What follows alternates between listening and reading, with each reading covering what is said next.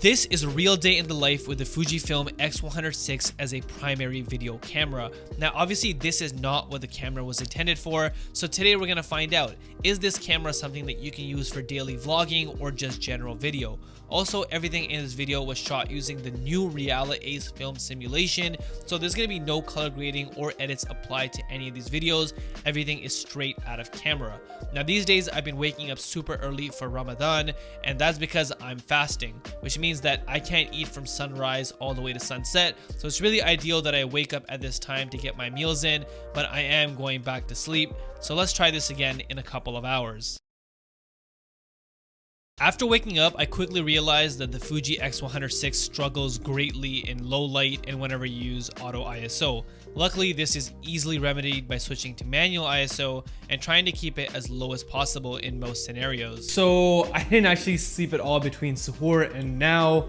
And if you're wondering why I'm awake on a Saturday at this time, I actually have an FPV gig today.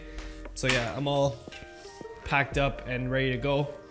But yeah, poor planning by me. Saturday probably was not the best day for this. And just in case you're wondering what camera I'm using right now, I actually decided that I'm going to do the talking parts of this vlog with the R5C. And the main reason for that is actually the first issue with using the X100VI as a video camera.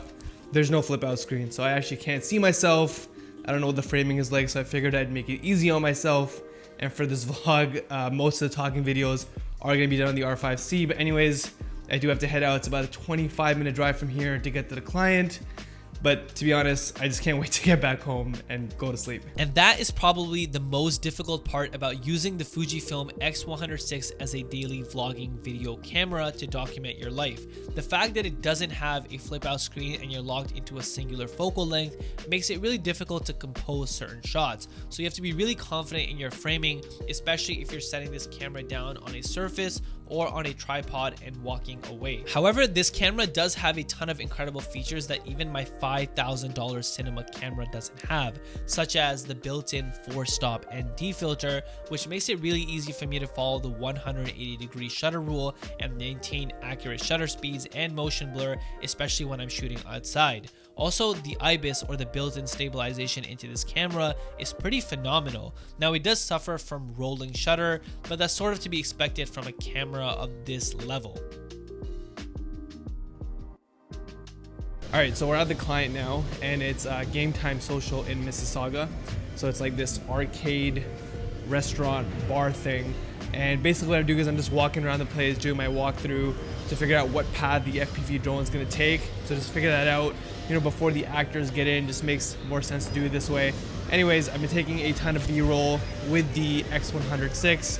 I gotta tell you, this Reala Ace recipe preset slaps. I'm gonna put it at the end of this video just so you guys can copy it if you like the look of all these Fuji X100VI videos.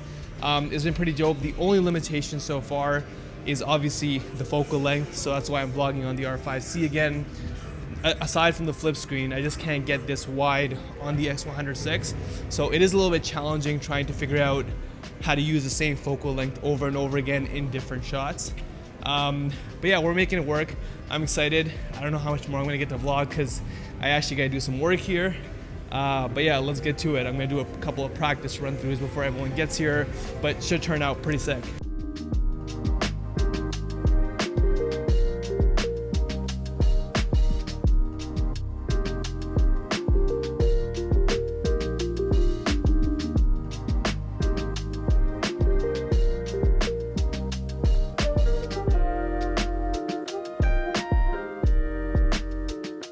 All right, so we just finished the shoot. It is 11:22 a.m. So I am completely exhausted, but shoot went great.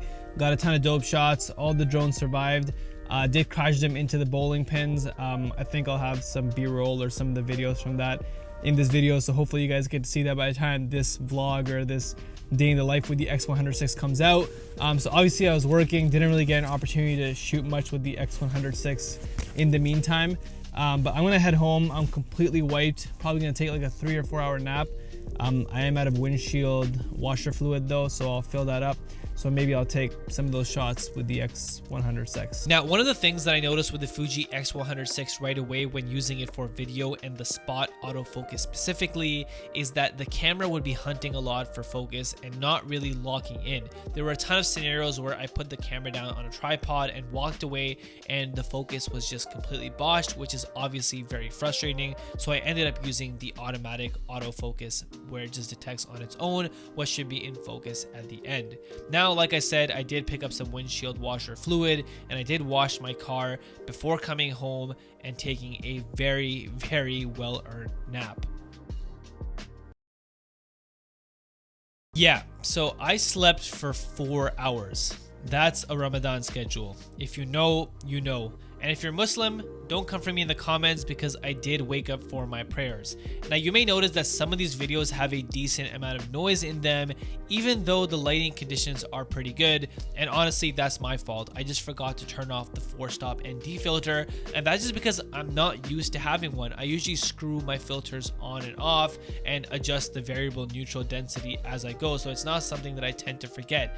And that's just part of the learning curve with this camera. It continues to surprise you.